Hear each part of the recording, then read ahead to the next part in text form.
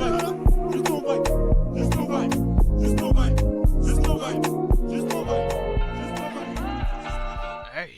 bro, the best way to start your morning is with house music. Honestly, house music or just like good rap music. Honestly, nah, rap music was good, but low key, I've been rocking with house music since the beginning of 2025, bro. I'm not gonna lie, bro. This music has just been like house music, learning, getting like my high vibrations, high energy up, and just performing well, bro. That's really what it's been like. But I hope you guys had a good morning today. First and foremost, we're almost at 100 subscribers, so if you are new and you actually like the recaps, do me a favor, please hit subscribe and like the video before I literally like touch you at nighttime while you're sleeping, with consent, of course. But um, bro, it's crazy because it's like, bro, I'm seeing numbers that I haven't hit before on social media ever. It's like, yeah, with like people that you know from school, that's cool. It's like everyone here, I like no one from like my past like school life knows I have all this. So it's like, I don't know, it's like nice to see myself like actually growing. And I want to make way better content when I'm like actually like funded and I'm like getting payouts, etc. Like when I'm able to like scale my trading way more. But without further ado, let's get on right into the video. I hope you guys caught today's shorts. Today it was really simple. I'm not going to lie. I had a couple draws in liquidity. I'm not gonna lie, this draw on liquidity, this take profit did get changed, but I'm gonna explain why it got changed and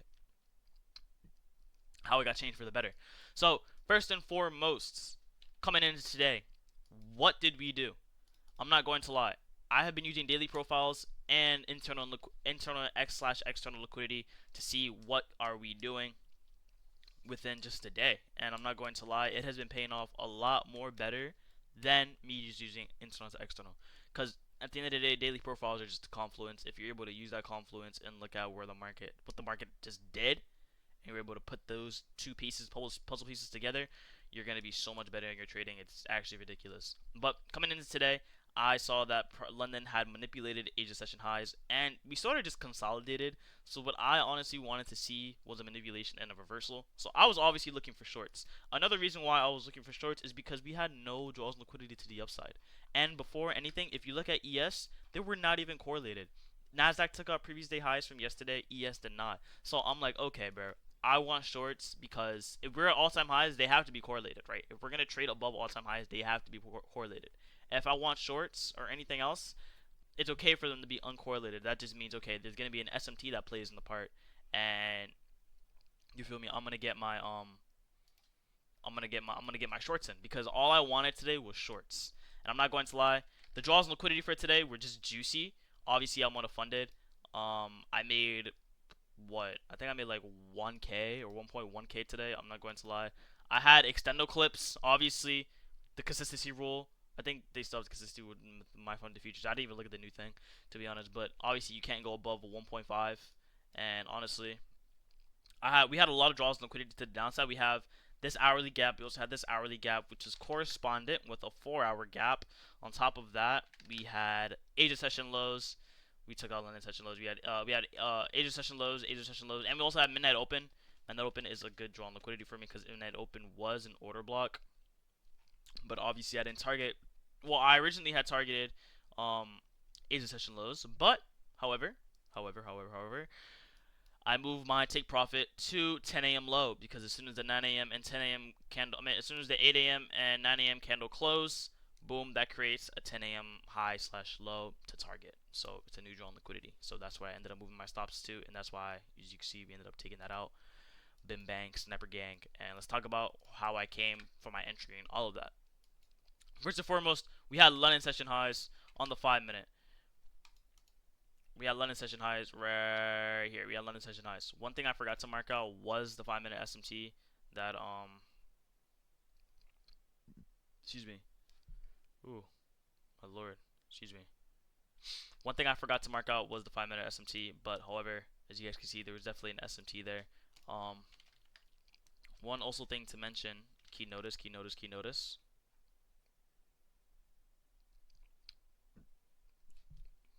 My bad, chat. My bad. But we ended up having an SMT right here. We might as well mark it out for you guys. On the 15-minute, obviously it corresponds on the 5-minute, then again, corresponds on the 1-minute as well. Boom. It was literally just from London session highs. As you guys can see, we ended up just taking that out. And then boom, from there, I didn't honestly mark the SMT, honestly speaking, just because they were they were of the pairs were obviously uncorrelated. So I knew that an SMT was gonna be in place just because you could just tell they were just uncorrelated from the start. Like even if you rewind, like I said, Nasdaq took out previous day highs, ES didn't. So it's like obviously gonna be uncorrelated. On top of that, that was the manipulation, just going up, trading above all-time highs. And as soon as we made the SMT, we ended up creating our little inversion. Let me take out these indicators. I don't want to like give you guys like aids, but we ended up making our inversion gap. From there, I'm pretty much waiting on a change of the state. Yes, this is technically a change of the state, but like I have said previously, personally, I love to see down close candles, like a series of up close candles. Like yes, I could have treated this as a CISD, but I like my series of down close candles. So we ended up having our series of down close candles as our change of the state. We ended up missing our fair value gap entry. As you can see right here, we ended up missing our fair value gap entry after we inversed this gap and broke 1 minute structure.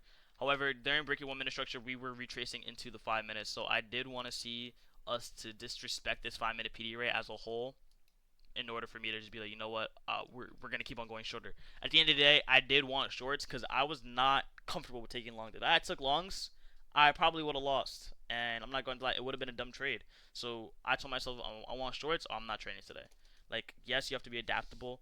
But to me, personally, with how the market was, bro, there's just no reason for longs, in my opinion.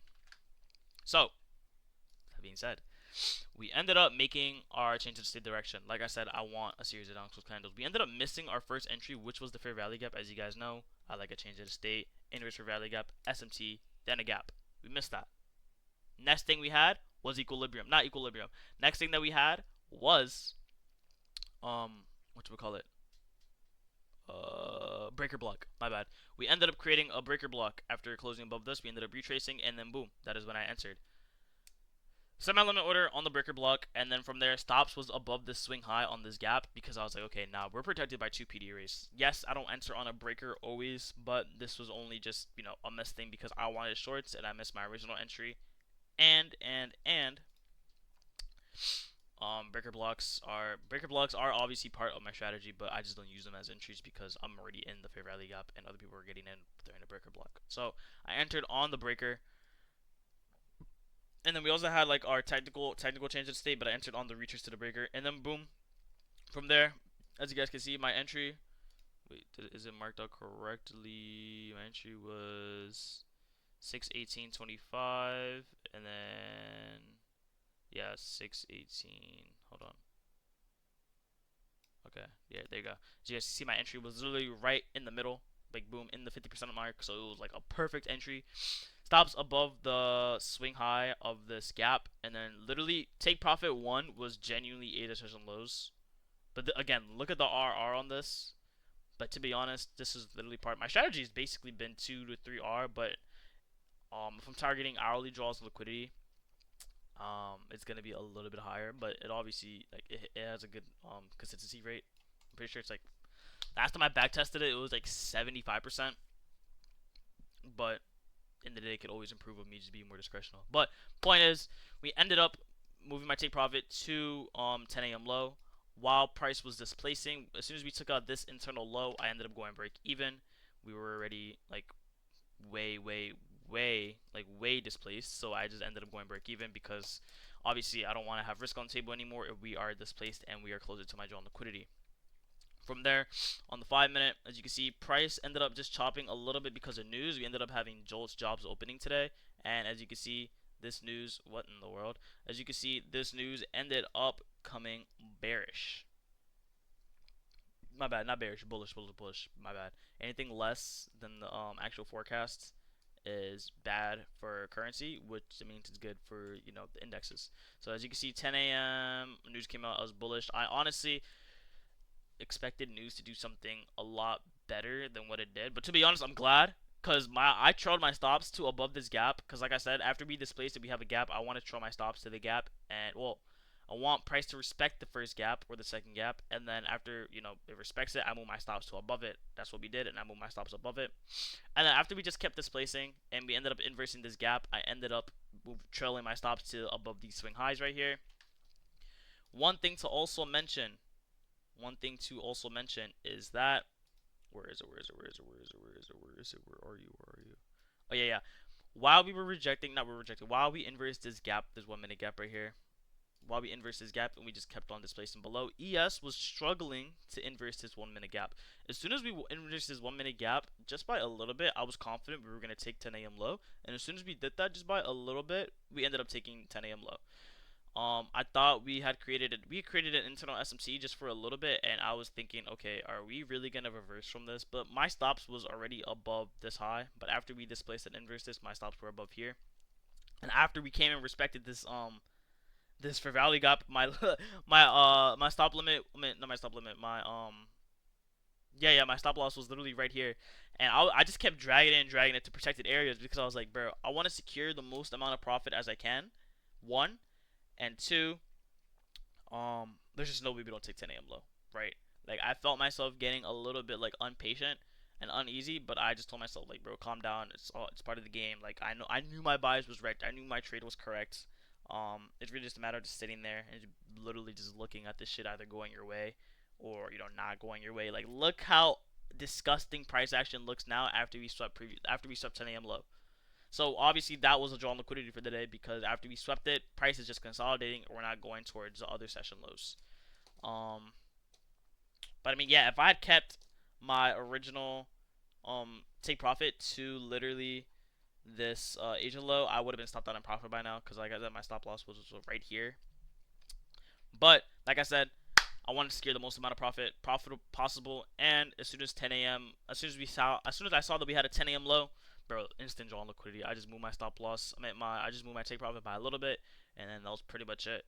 But I mean, yeah, today was a pretty solid day, pretty easy day. Better than making 34 cents yesterday. But I mean, yeah, we're halfway past with the funded. We are at 51.5k, so that's pretty good. But yeah, now we have to see what tomorrow brings. Actually, I'm not trading tomorrow. I'm taking tomorrow off. My bad. We have FOMC tomorrow at 2. Um, we have ADP and NFP. But we have FOMC and price is known to be slow during FOMC. However, I will be on the markets, but I probably won't even trade to be honest. We'll see though. Then Thursday. Okay, Thursday's pretty good. Friday is pretty good. No, never mind. We have NFP on Friday. Yikes. So I mean, honestly, Thursday is really looking like the best day to trade. Maybe the rest I'll just literally just look at the markets. To be honest, I mean, if tomorrow comes with a good setup, then yeah, I'll trade. But I mean, other than that, I'm in no rush to trade. But yeah, this was a pretty good trade. Literally followed everything that I wanted. SMT at the highs, manipulation, inverse the gap, came into the first gap, missed that entry, but entered on the breaker block.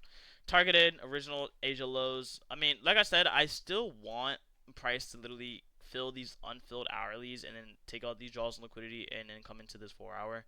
But I mean, that's just up for grabs. At the end of the day, I made my money.